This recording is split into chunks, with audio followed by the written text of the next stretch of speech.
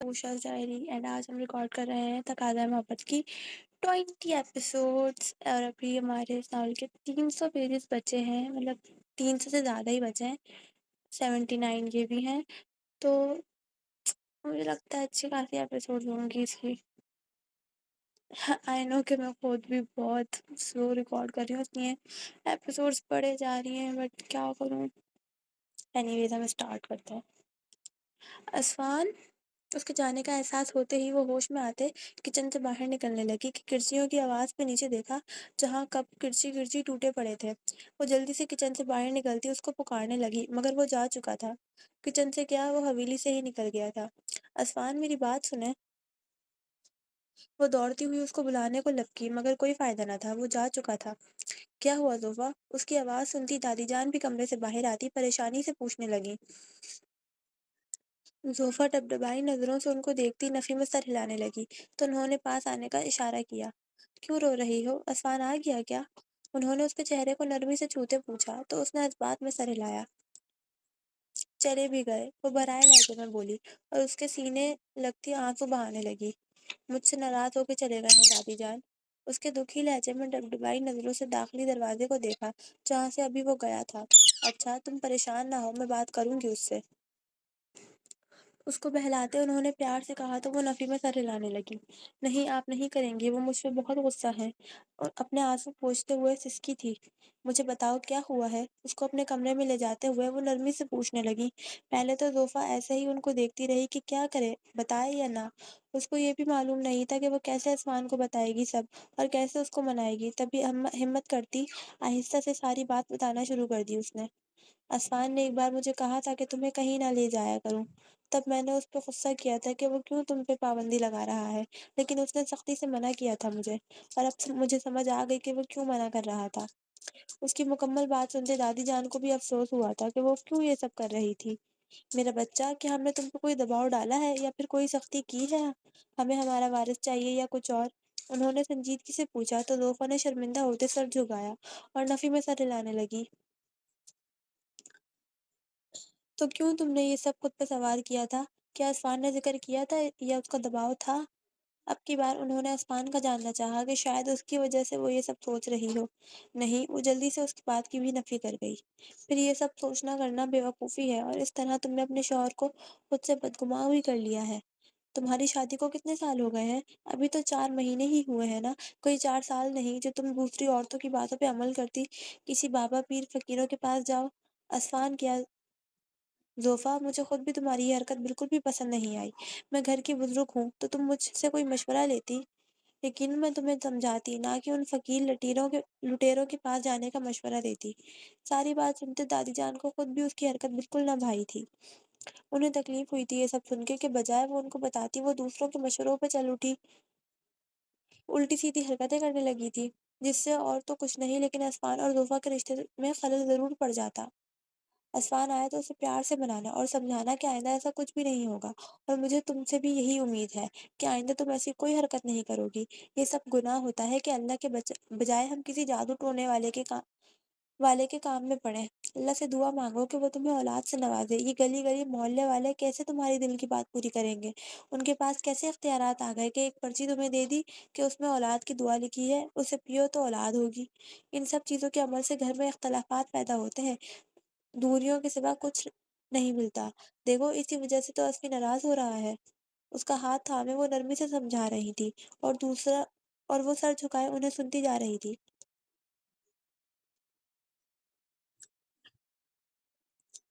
उसे रह रह के अपनी गलती का एहसास हो रहा था। यकीनन वो अपने शौहर को नाराज़ करने के बजाय अपने अल्लाह को भी नाराज़ कर चुकी थी।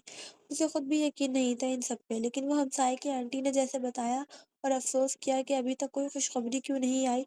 अभी तक तो आ जानी चाहिए थी, और उसे एक जगह का पता समझाते पक्का किया कि वो उस बाबा के पास जाए तो उसकी औलाद होगी। अफ़ान ने कहा भी था कि उसे औलाद की जल्दी नहीं, लेकिन उस औरत ने ये भी कहा कि अगर औलाद जल्दी ना हुई तो शौहर उससे दूर हो जाएगा या दूसरी शादी भी कर सकता है। उसे खुद पे जी भर के गुस्सा आया। उस औरत पे गुस्सा करने से उसे मिलना भी कुछ नहीं था। कसूर तो उसका था कि वो क्यों उनकी बातों में आई। क्या उसे इतना शऊर हासिल नहीं था कि वो अच्छे के बुरे को समझ सकती? دادی جان کے کمرے سے واپس آتے وہ مسلسل خود کو کوس رہی تھی۔ اس نے آسمان کو کال کرنا چاہی لیکن وہ اٹھا بھی نہیں رہا تھا۔ پھر اچانک اس نے فون ہی بند کر دیا تھا۔ اس کی سم پہ اس کے کئی میسج کر دیے تھے لیکن وہ کوئی جواب نہیں دے رہا تھا۔ اس کو خاموشی کی مار مار رہا تھا۔ سردی بڑھتی جا رہی تھی اور رات کی گہرائی بھی۔ اسے آسمان کی فکر ستائے جا رہی تھی، جانے وہ کہاں ہوگا۔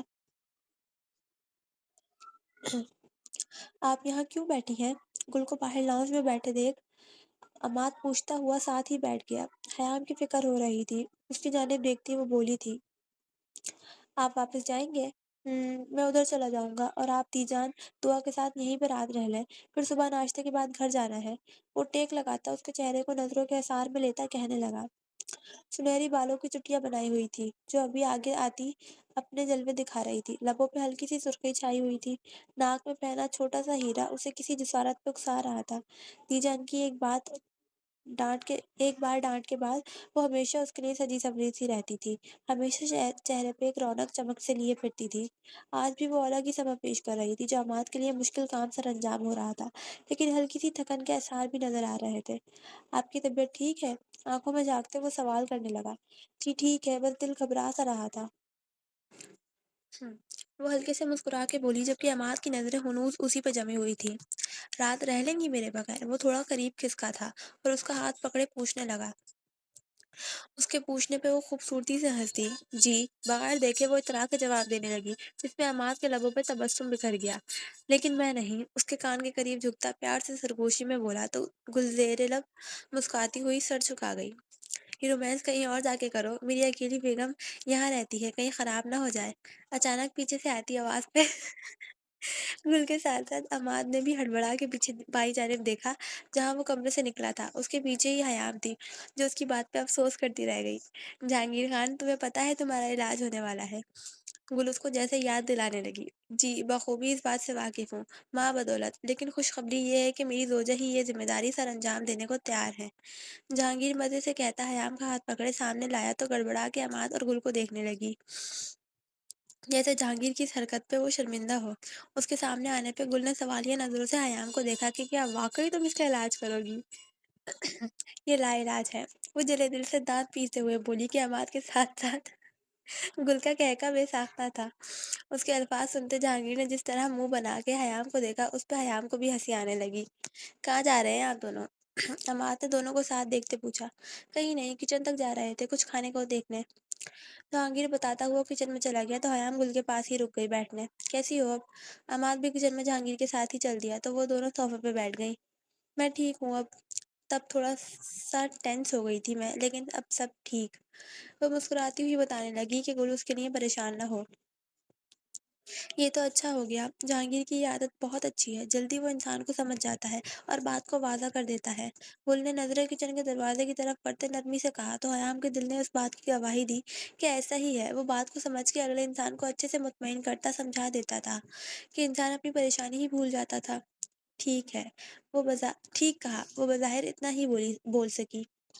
اگر ابھی دی جان اٹھ گئیں تو ہم دونوں کی کلاس لگ جائے گی کہ ہمارے۔ حیام کچھ سوچتی ابھی کہہ ہی رہی تھی کہ پیچھے سے کڑک آواز پہ وہ دونوں بیک وقت چونکی۔ کچھ شرم آندی ہے یا نہیں؟ شوہر باورچی خانے نے تے خود اتھے بیٹھی گپے ہانک رہی ہے۔ دی جان سختی سے بولتی اپنی چھڑی کا سہارا لیتی ان کے پاس آئیں تو دونوں اپنی اپنی جگہ سے اٹھ کھڑی ہوئی۔ دی جان، بس جا ہی رہی تھی ہم۔ حیام شرمندہ ہوتی کہنے لگی تو دی جان نے سخت گھوریوں سے نوازا۔ وہ دونوں زن مریدی تے ریکارڈ توڑن تے لگے نے۔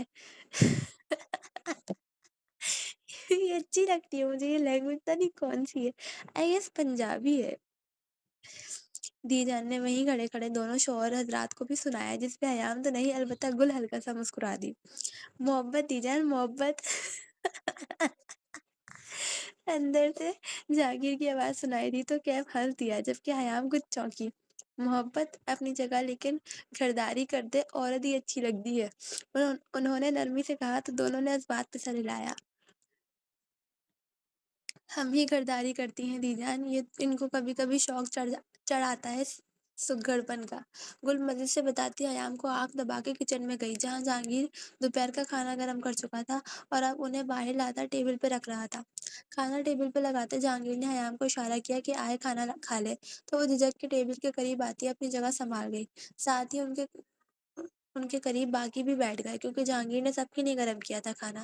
اگلے ہفتے میں کیس کی سنوائی بھی ہے، تو آؤ گے کیا؟ اپنا کھانا ختم کرتے جہانگیر نے اپنا رخ عماد کی طرف کرتے پوچھا، تو وہ اس بات میں سر ہلا گیا۔ ہاں ضرور آؤں گا، تب تک تو کیب بھی سیٹل ہو جائے گا نا؟ اس نے بتاتے ہوئے کیب کے بارے میں بھی سرسری سے پوچھا۔ انشاءاللہ۔ مجھے اظہر پاس چھوڑا عماد، پھر تم دونوں ادھر رک جانا۔ دی جان بھی کھانے سے فارغ ہوتی ہے، عماد سے مخاطب ہوئی تو عماد سر ہلا گیا۔ ادھر ہی رک جائیں۔ حیام نے اس کو روکنے کا کہا تو انہوں نے بتایا کہ وہ کیب کے پاس رہنا چاہتی ہے، پھر کل چلے جانا ہے، تو کچھ دن اس سے دور رہیں گی، تبھی وہ کیب کے پاس جانا چاہ رہی تھی۔ اس پہ حیام خاموش ہو گئی۔ لیکن اگلی دفعہ آپ ہمارے پاس رکیں گی۔ حیام کو خاموش پا کے جہانگیر نے سنجیدگی سے کہا تھا، اس گھر میں نہیں آنا میں، کوئی اچھا سا گھر ہو تب۔ انہوں نے بھی نروٹے پن سے جواب دیا تو جہانگیر سر کو خم دے گیا۔ میں ایک غریب آدمی ہوں، نیا گھر نہیں خرید سکتا۔ وہ بھی دو بدو جواب دیتا نخرے دکھانے لگا، جس پہ دی جان کے ساتھ ساتھ حیام بھی اس کو عجیب نظروں سے دیکھنے لگی۔ چلو مجھے چھوڑا، دی جان کھڑی ہوتے ہوئے بولی اور گل کو شال لانے کو کہا۔ خیر ہے، آج موڈ آف لگ رہا ہے جناب کا۔ احتسام جب سے گھر واپس آیا تھا تب سے صنم کے موڈ کو نوٹ کر رہا تھا۔ وہ چپ چپ سی سنجیدہ دکھائی دے رہی تھی، تبھی وہ پوچھے بنا نہ رہ پایا۔ مجھے آپ سے بات کرنی ہے احتسام۔ وہ سنجیدگی سے اس کے پاس بیٹھتی کہنے لگی، جب احتسام گہرا مسکرایا۔ اس کی مسکان صنم کو حیرت میں ڈال گئی کہ کیوں بے وقت مسکرایا، لیکن اگلے ہی پل صنم اس کی وجہ بھی جان گئی، جب ہمیشہ کی طرح وہ اپنا جملہ کہنے لگا۔ ہائے صنم جان، یہ احتسام کہنا، وہ بھی آپ کے لبوں سے ادا ہونا گھائل کر گیا۔ وہ دلکشی سے کہتا اس کو ایک ہی جس میں بہت قریب کر گیا کہ وہ جو اس کی بات میں مسکرانے والی تھی ایک دم سٹپٹا اٹھی۔ میری بات سن لے پہلے، اس سے فاصلہ بناتے وہ پیچھے ہٹنے لگی جب وہ آنکھیں دکھانے لگا۔ ادھر ایسے ہی بتاؤ۔ وہ مزے سے اس کے بالوں کو چھیڑتے ہوئے بات شروع کرنے کی اجازت دینے لگا۔ کچھ دنوں سے دیوا مسلسل آ رہی ہے آپ کے غیر موجودگی میں، اور آج حد ہی ہو گئی۔ اس نے نشہ کیا ہوا تھا، عجیب سی کراہیت ہو رہی تھی مجھے اس سے۔ پھر میں نے تھپڑ مار دیا اسے۔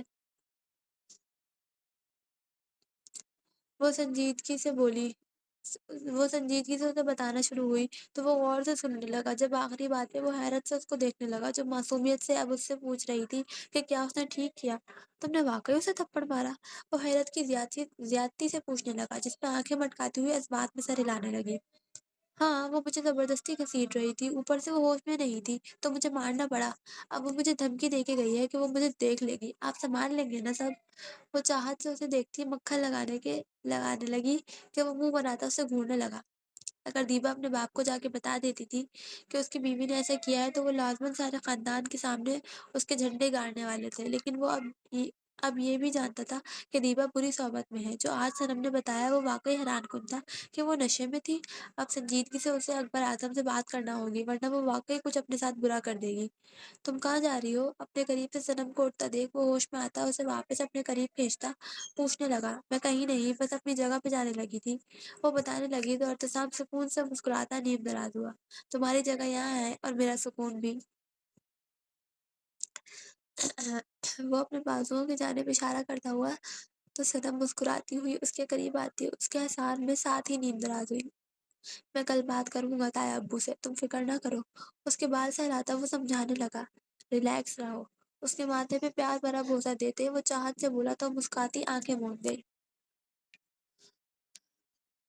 اس کا انتظار کرتے اسے گھنٹوں بیت گئے تھے، لیکن وہ نہیں آ رہا تھا اور نہ ہی کوئی رابطہ کیا تھا۔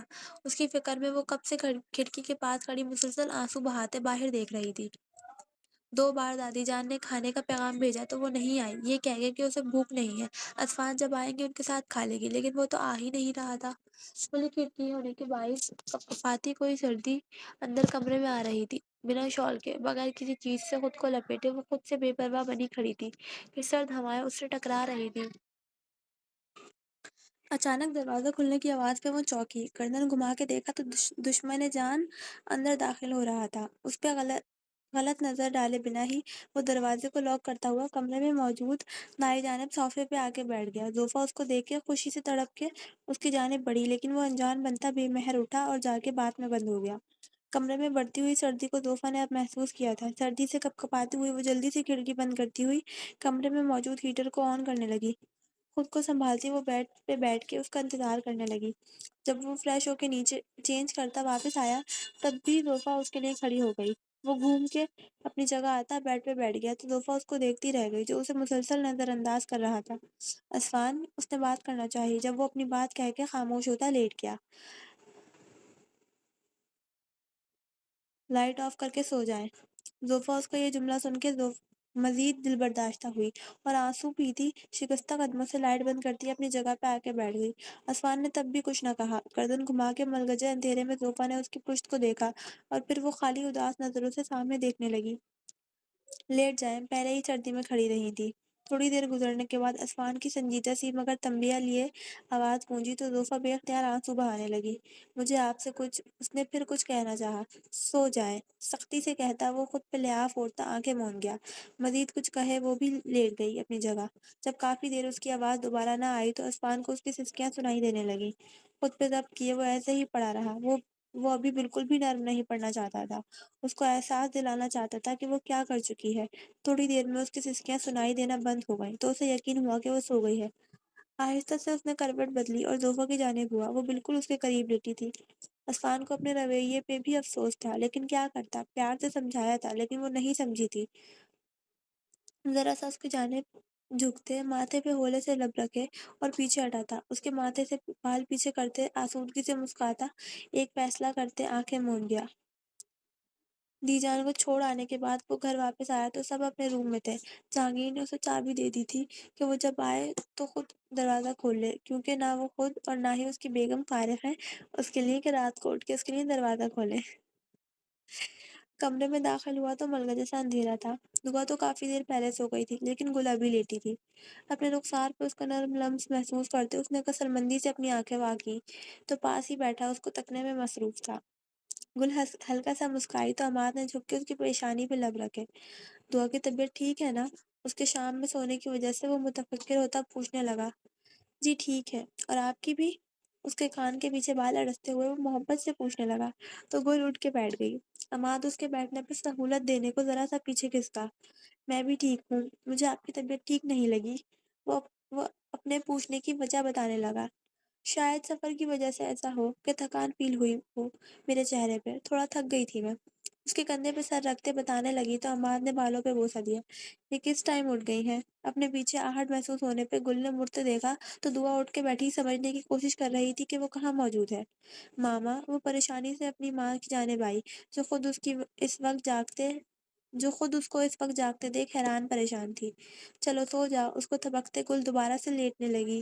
لیٹتی سلانے لگی لیکن اب کہاں وہ سونے والی تھی، وہ اپنی نیند پوری کر کے اٹھ چکی تھی۔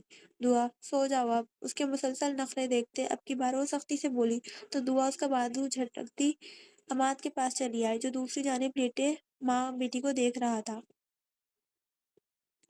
دعا کے اس طرح کرنے پہ گل نے بے بسی سے عماد کو دیکھا تو وہ ہنس دیا۔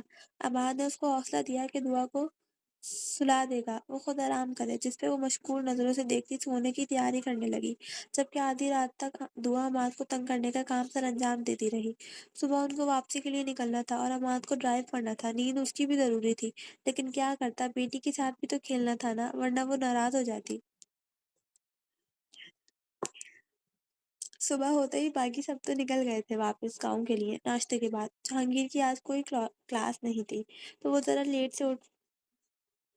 لیٹ سے اٹھنے کا ارادہ رکھتا تھا۔ عماد اور باقی سب کو رخصت کرتے وہ دوبارہ سے سو گیا تھا۔ حیام تب سے اٹھی اپنے یونیورسٹی کے کاموں میں مصروف تھی۔ جہانگیر کی وجہ سے وہ کمرے کی لائٹ آن نہیں کر سکتی تھی تو باہر لاؤنج میں بیٹھی کام کر رہی تھی۔ سردی کا احساس بڑھا تو وہ شال لپیٹتی اپنی چیزیں سمیٹتی اٹھی اور کمرے میں داخل ہوئی۔ کمرے کا دروازہ کھولا تو کمرے میں موجود نیم اندھیرے نے اس کا استقبال کیا۔ وہ دبے قدموں سے چلتی اپنی سائڈ آئی پھیلا تکیے کو جہاں وہ پھیلا تکیے کو باہوں میں بھیجے سو رہا تھا۔ کمبل اس کے سر تک اوڑھ رکھا تھا جبکہ ہاتھ اس کے کمر سے باہر تھے۔ تبھی اس نے اندازہ لگایا کہ وہ اس کی سائڈ پہ تشریف لے آیا تھا۔ اس کے عجیب اسٹائل میں سونے پہ وہ برا منہ بناتی ہوئی دوسری سائڈ آئی، آہستہ سے کمبل ہٹایا تو حیرت کی زیادتی سے اس کا منہ کے ساتھ ساتھ آنکھیں بھی کھلی کی کھلی رہ گئی۔ یہ کیسا طریقہ ہے سونے کا؟ ایک سائڈ وہ تکیے کو بھیجے ہوئے بے سوچ پڑا تھا، جبکہ دوسری سائڈ اس کے پاؤں آرام فرما رہے تھے۔ ہر کوئی ایسے ہی سوتا ہے گیس، میں خود ایسی سوتی ہوں۔ عاصم سیدھے ہو، میں نے بیٹھنا ہے، جگہ نہیں ہے بیٹھنے کی۔ واپس آتی اس کے چہرے سے کمبل ہٹاتے کندھے کو جھنجھوڑتے ہوئے بولنے لگی۔ وہ 3 بار پکارنے سے بھی جب وہ سیدھا نہ ہوا تو حیام کمرے کی لائٹس آن کر دی اور کمرے میں موجود صوفے پہ بیٹھ گئی۔ سردی تو اب بھی لگ رہی تھی تو آرام سے بیٹھنے کے غرض سے وہ بڑی کبرڈ سے دوسرا کمبل نکال لائی اور صوفے پہ بیٹھتی اچھے سے خود کو لپیٹ کے بیٹھ گئی۔ تھوڑی دیر میں کام کرتے اسے دوبارہ سے نیند آنے لگی۔ سردیوں کی نیند تو ویسے بھی نعمت ہوتی تھی تو ایک افسوس بھری نظر جہانگیر پہ ڈالتے وہ وہیں پہ آہستہ سے لیٹ گئی۔ چند پل میں ہی وہ نیند کی وادی میں کھونے لگی۔ ابھی سوئے اسے 10 منٹ گزرے ہوں گے کہ جہانگیر کی تیز جھنجھلائی ہوئی آواز اس کے کانوں سے ٹکراتی ہوئی نیند میں خلل ڈالنے لگی۔ سخت بدمزہ ہوتے اس نے کروٹ بدلنا چاہی جب اگلے ہی پل اس کی کراہ کمرے میں گونجی۔ کمرے میں پھیلی روشنی کے باعث خود چڑھتا ہوا اپنی آنکھیں کھولتا لائٹس کو روشن دیکھتا آہستہ آواز میں حیام کو بلا رہا تھا کہ لائٹ آف کر جائے۔ جب وہ ایک پکار پہ نہ آئی تو وہ اونچی آواز میں بلانے لگا۔ بدلے میں وہ خود چونک گیا جب اچانک دھڑام سے کسی چیز کے گرنے کی آواز سنائی دی، ساتھ ہی درد بھری کراہ بھی۔ وہ آنکھوں میں حیرت لیے اٹھتا بیڈ کو دیکھنے لگا کہ کیا ہوا ہے، پھر بیڈ کی سائڈز پہ دیکھا تو وہاں بھی کچھ نہیں تھا۔ ابھی وہ نیچے اتر کے کمرے سے باہر جانے کا سوچ رہا تھا کہ دائیں جانب سے سفید کمبل میں ایک وجود اپنی کمر کو تھامتا کھڑا ہوا۔ اس نے غور سے دیکھا تو جامنی رنگ کی شلوار قمیض میں کمر پہ لاپرواہ سی چوٹی جو ناگن کی طرح لہرا رہی تھی، دوپٹہ اس کا صوفے پہ بکھرا پڑا تھا۔ اپنی کمر کو تھامتی وہ یقیناً اس کی زوجہ محترمہ ہی تھی۔ ہائے میری کمر! کمبل کو خود سے دور کرتی وہ ذرا سائڈ پہ جھکی پھر سیدھی ہوئی، جلدی سے مڑی۔ مبادا کسی نے دیکھ تو نہیں لیا، لیکن وہ بڑی موت سے اس کو عجیب نظروں سے تکنے میں مصروف تھا۔ حیام کے دیکھنے پہ اس نے ابرو اکٹھے کیے تو وہ فوراً بدتیسی کی نمائش کرنے لگی۔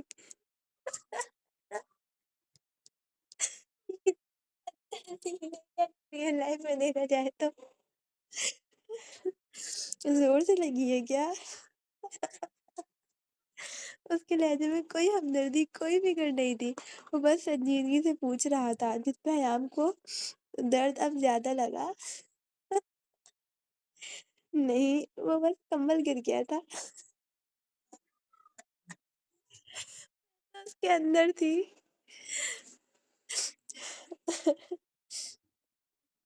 وہ ہلکا سا مسکراتی ہوئی اس کو بتانے لگی اور جھک کے کمبل اٹھانے لگی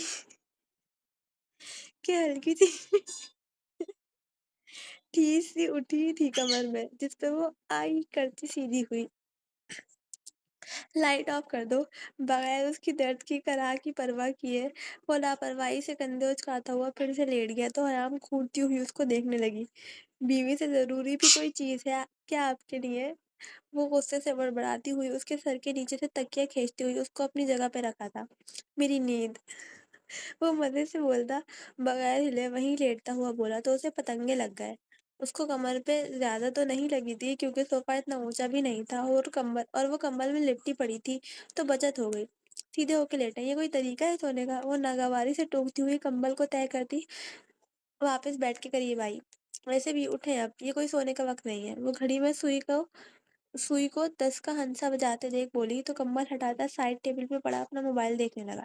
ہاں ٹھیک کہا، کافی وقت ہو گیا ہے۔ جہانگیر وقت کو دیکھتا اٹھا اور اپنے سلیپرز پہنتے فریش ہونے چلا گیا۔ واپس آیا تو دیکھا اب وہ اس کی جگہ بستر میں گھسی آرام فرما رہی تھی۔ اس پہ تعصب بھری نظر ڈالتا وہ اپنا لیپ ٹاپ پکڑے ساتھ ہی بیڈ پہ بیٹھ گیا اور تھوڑا بہت کام کرنے لگا۔ بے جھجک روز شرارت پہ شرارت کرنا، دل میں رہنا میرے اور دل سے محبت کرنا۔ جو شعر تھا یہ۔ خیام نیند پوری کرتے جب اٹھی تو جہانگیر نے اس کو بتایا کہ وہ کیف کی طرف جا رہے ہیں اس سے ملنے، کیونکہ کل بھی تو بس 5-10 منٹ کے لیے ہی بیٹھے تھے۔ ہلکا سا تیاری کیا وہ بس شال کو خود کو اوڑھتی اس کے ہمراہ اس وقت کیف کے روم میں موجود تھی، جہاں وہ چہرے پہ سنجیدگی لیے خاموش بیٹھا تھا۔ اور سنا کیسی جا رہی ہے جاب؟ بالآخر کیف نے ماحول میں موجود تناؤ کو ختم کرنا چاہا۔ الحمدللہ سب ٹھیک جا رہا ہے۔ میں نے تمہارے لیے ایک فزیو تھراپسٹ کا بندوبست کیا ہے۔ ایک بار خود ملاقات کر لوں اس سے، پھر تمہاری بھی کرواتا ہوں۔ جہانگیر اس کے پاس ہی بیٹھتا بتانے لگا تو کیف نے چونک کے دیکھا۔ کیوں؟ وہ حیرت سے استفسار کرنے لگا۔ تمہیں تھوڑی کیئر کی ضرورت ہے ابھی، وہ تمہاری تھوڑی کسرت کروائے گی تو تم جلدی ریکور ہو جاؤ گے اور خود سارے کام کر سکو گے، تمہاری باڈی موومنٹ ٹھیک ہو جائے گی۔ اس نے تفصیل بتائی تو کیف مطمئن ہوا اور ایک نظر حیام کو دیکھا جو انہی دونوں کی گفتگو سن رہی تھی۔ کیف کے دیکھنے پہ اس نے ہلکی سی اسمائل پاس کی جس پہ وہ چہرے پہ سرد تاثر لیے لے آیا کہ حیام کے مسکراتے لب خود بخود سکڑ گئے۔ ابھی بھی یونیورسٹی پڑھ رہی ہو؟ اب وہ نارملی حیام سے سوال کرنے لگا جیسے ان میں دوستی رہ چکی ہو۔ اس کے پوچھنے پہ وہ اس بات میں سر ہلا گئی۔ یہ ابھی بھی پڑھاتا ہے؟ اگلا سوال کیف نے آبرو اچکاتے پوچھا، جیسے اگر ایسا ہوا تو اس کے لیے جھٹکا ہوگا۔ جی۔ اب بھی مثبت جواب سنتے کیف کی بے ساختہ نظر جہانگیر کی طرف گئی جو موبائل پہ کوئی کام کرنے میں مصروف تھا، جیسے ان دونوں کی باتوں سے اسے کوئی فرق نہیں پڑتا۔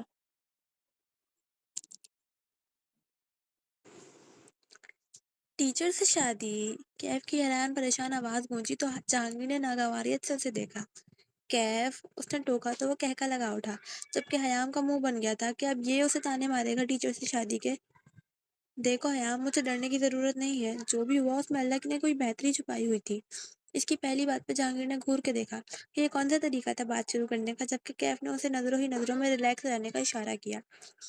پہلے اب مجھے اعتراض ہوا تھا یہ سب جان کے، لیکن پوری بات جانتے میں خاموش ہو گیا۔ خیر، جہانگیر اچھا لڑکا ہے، تمہیں خوش رکھے گا۔ اب وہ سنجیدگی سے اسے بڑوں کی طرح بات کرتا سمجھا رہا تھا کہ حیام ناسمجھی سے جہانگیر کو دیکھنے لگی۔ بس اس کی دو تین بری عادتیں ہیں، ان کو نظر انداز کر دینا وہ ہم سب نے بھی کی ہوئی ہیں۔ کیف لاپرواہی سے کہتا تعصب سے نظریں پھیر گیا کہ حیام الجھن بھری آنکھوں سے جہانگیر کو تکنے لگی کہ ایسا کیا ہے؟ تم بھی اپنے ذہن میں ایسی کوئی بات نہ لاؤ کہ پہلے تمہاری مجھ سے شادی ہونی تھی تو اب میں تم سے ٹھیک طرح سے نہیں ملوں گا، یا پھر کوئی غلط منصوبے بنا کے دونوں کے درمیان غلط فہمیاں لاؤں گا۔ ایسا کچھ نہیں ہوگا، میں جو کہہ رہا ہوں دل سے کہہ رہا ہوں۔ مجھے تم دونوں کے ساتھ ہونے پہ کوئی اعتراض نہیں، میں خوش ہوں اور خوش رہنا چاہتا ہوں، اور یہ بھی چاہتا ہوں کہ تم دونوں بھی خوش رہو۔ چہرے اور لہجے میں بلا کی سنجیدگی لائے آرام اور سکون سے اس نے اپنی بات کہتا جا رہا تھا اور وہ بہو سے اسے سنتی جا رہی تھی۔ حیام کو ابھی وہ واقعی جہانگیر کا جڑوا لگا تھا، وہی انداز، وہی اسٹائل بات کرنے کا۔ میں شروع سے ہی ذرا نرم طبیعت کا مالک ہوں، ایک لا حاصل کے پیچھے مجھے اپنی زندگی ضائع کرنے کا کوئی شوق نہیں۔ تم جس کی تھی اسے مل گئی، میری جو ہوگی مجھے مل جائے گی۔ اللہ نے جہانگیر کو تمہارے پلے باندھا ہے تو ضرور تمہارا صبر کامل ہوگا، کمال کا ہوگا، جو اسے برداشت کر لیا اب تک، ورنہ پچھلی تو 2 دن میں چھوڑ کے چلی گئی تھی۔ وہ شاید سنجیدہ رہ کے تھک گیا تھا، تبھی بات کا رخ موڑتا شرارت سے گویا ہوا تو یہ حیام کا 5ویں بار تھا کہ وہ بات کے دوران جہانگیر کو دیکھ رہی تھی۔ لیکن اب کی بار اس کی نظروں میں ناگواری کے ساتھ ساتھ غصے کے عناصر بھی شامل تھے۔ کچھ بھی مت بکو، حیام کی نظریں محسوس کرتا وہ کیف کو سخت لہجے میں بولا، جو سچ تھا میں نے کہہ دیا، اب مجھے آرام کرنا ہے، ذرا میری کروٹ لینے میں ہیلپ کر دو اور نکل جاؤ یہاں سے۔ وہ بے مروتی سے کہتا لیٹنے کی کوشش کرنے لگا تو جہانگیر سرعت سے آگے بڑھتا اس کو لیٹنے میں ہیلپ دینے لگا۔ وہ معصومیت سے آنکھیں پٹپٹاتا ہوا اسے دیکھنے لگا تو جہانگیر کو اس کی مسکراہٹ زہر لگی۔ کمینہ انسان، ابھی کہہ رہا تھا کہ میں ایسا نہیں کہ منصوبے بنا کے دونوں کے درمیان غلط فہمی لاؤں، لیکن اب خود آخر پہ کمینگی دکھا گیا تھا۔ کیف کے ساتھ اچھا وقت گزارنے کے بعد وہ دونوں وہاں سے نکلے تو جہانگیر نے گاڑی دوسرے راستے ڈال دی۔ مجھے ذرا یونیورسٹی میں کام ہے تو ویٹ کر لو گی ذرا میرا؟ وہ اس کی جانب ایک نظر گھماتا ہوا بولا تو حیام نے کوئی رد عمل نہ دکھایا۔ حیام، میں تمہیں بتا رہا ہوں، اپنے الفاظوں میں ذرا زور دیتا ہوا بولا تو حیام نے گردن اس کی طرف گھمائی۔ سن لیا ہے میں نے، وہ تنک کے جواب دیتی واپس کھڑکی کی طرف رخ موڑے بیٹھ گئی کہ اس کا یہ انداز جہانگیر کو کھٹکا کہ وہ کیوں ایسے بات کر رہی تھی، لیکن جواب نہیں دیا آگے سے۔ وہ بھی دو بدو بولا، ٹھیک ہے، مجھے کوئی مسئلہ نہیں ہے، آپ آرام سے کام مکمل کریں۔ وہ گہرا سانس بھرتی ہوئی نارمل انداز میں کہنے لگی، تم ایسے کیوں بات کر رہی ہو؟ وہ پوچھے بغیر نہ رہ سکا۔ پوچھ ہی پوچھ ہی لیا ہے تو بتا دیتی ہوں، آپ کی پہلے بھی کہیں شادی ہوئی ہے کیا؟ اس کی جانب دیکھتے سینے میں بازو باندھے سنجیدگی سے استفسار کرنے لگی، جبکہ ماتھے پہ 2 بل واضح تھے۔ یہ کیسا سوال ہے؟ آبرو اکٹھے کیے وہ ناسمجھی سے بولا۔ سب آپ کو کہتے رہتے ہیں کہ شہر والی بیوی، اور آج تو کیف نے بھی کہا کہ پہلی والی ٹکی نہیں تھی، تو اس کا کیا مطلب ہوا؟ ظاہر سی بات ہے کہ آپ کی پہلے بھی شادی ہوئی ہے، وہ بگڑے موڈ سے کہنے لگی، ساتھ ہی غصے سے اپنا رخ سامنے کی جانب کر لیا۔ اس طرح کرنے سے اس کی شال سائڈ سے ڈلک پڑی تھی۔ میری زندگی میں آنے والی پہلی بیگم ہو تم۔ وہ بدلے میں اپنی صفائی میں اتنا ہی بولا کیونکہ یہی سچ تھا۔ میں بیگم، باقی بیویاں۔ پہلی کا کیا مطلب؟ آپ آخری لفظ بھی لگا سکتے تھے۔ اس کے جواب پہ وہ ماتھے پہ تیوری چڑھائے کہنے لگی تو جہانگیر نے بیزاریت سے اس کی بات سنی۔ اب کہہ دیتا ہوں، میری پہلی اور آخری بیوی، بیگم، زوجہ، محبت، پیار، زندگی بس آپ ہی ہیں۔ اب خوش؟ گاڑی کی سپیڈ سلو کرتا اس کا ہاتھ تھامے وہ ٹھہرے ہوئے لہجے میں کہتا، اس کو شرمانے پہ مجبور کر گیا۔ میں نے اب ایسا بھی نہیں کہا تھا۔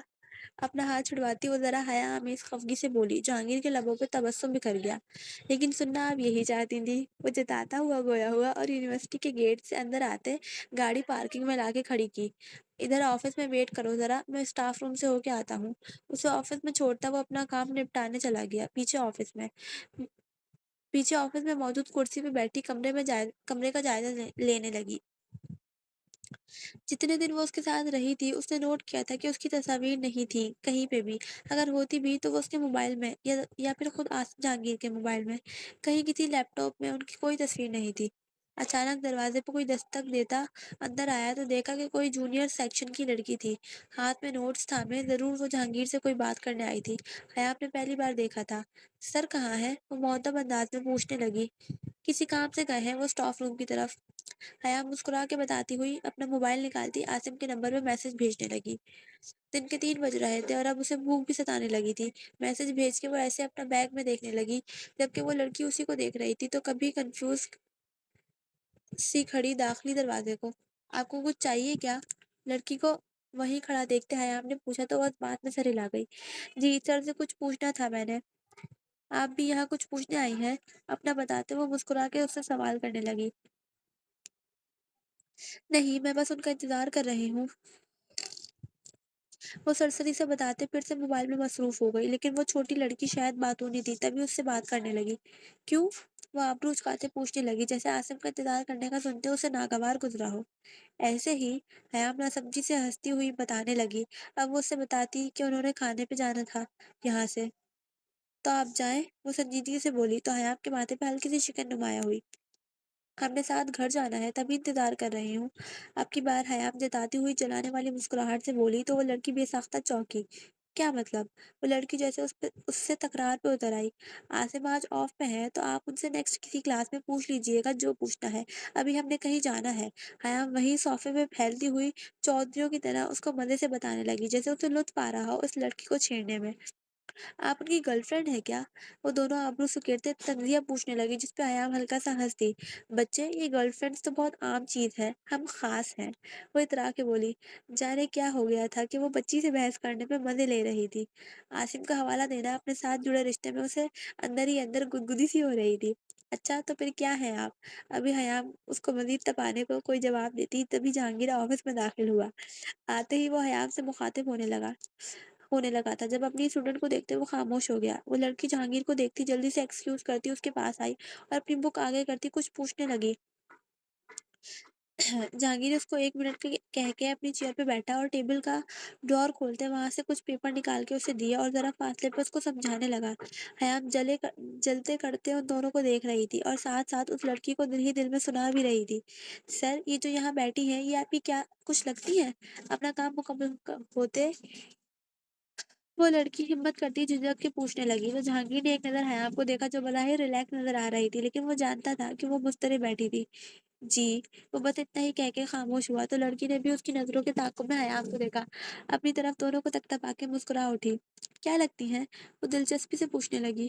بہت خاص ہے میرے لیے، وہ مسکایا تھا ہلکا سا کہ اس کی ایک طرفہ مسکان کو دیکھتے حیام بھی گہرا مسکائی تھی۔ کہیں نہ کہیں اس کے ہلتے لبوں سے وہ اندازہ لگا چکی تھی کہ وہ کیا کہہ رہا تھا۔ دوسری طرف اس کی بات سنتے وہ حیرت زدہ ہوئی کہ ابھی سامنے بیٹھی خوبصورت لڑکی بھی یہی کہہ رہی تھی کہ وہ خاص ہے آصف کے لیے، اور یہ بھی وہی الفاظ دہرا رہا تھا۔ چلے حیام؟ چلے حیام، اس کو جواب دیتے وہ حیام کی جانب رخ کرتا پوچھنے لگا تو وہ سرعت سے اٹھ کھڑی ہوئی۔ حیام کے آفس سے باہر نکلتے ہی وہ لڑکی بھی باہر نکل گئی۔ وہ ان دونوں کو اکٹھا جاتا دیکھنے لگی۔ جب جہانگیر نے اپنے قدم روکتے حیام کو گھورا تو وہ کھلکھلا اٹھی۔ یقیناً وہ اسے اپنا قصہ سنا رہی تھی، لڑکی کو دبانے کا۔ بری بات ہے، تم اسے بتا سکتی تھی، وہ اسے سمجھانے والے انداز میں بولا۔ ہاں تو آپ بھی بتا سکتے تھے اس کو۔ وہ بھی تنک کے بولی اور گاڑی میں مزے سے بیٹھ گئی، اور وہ اپنی زوجہ کی بات سنتے تعجب سے سر ہلاتا گاڑی اسٹارٹ کرنے لگا۔ چلیں گے آج کے لیے اتنا ہی، باقی کام کل پڑیں گے انشاءاللہ۔ اللہ حافظ۔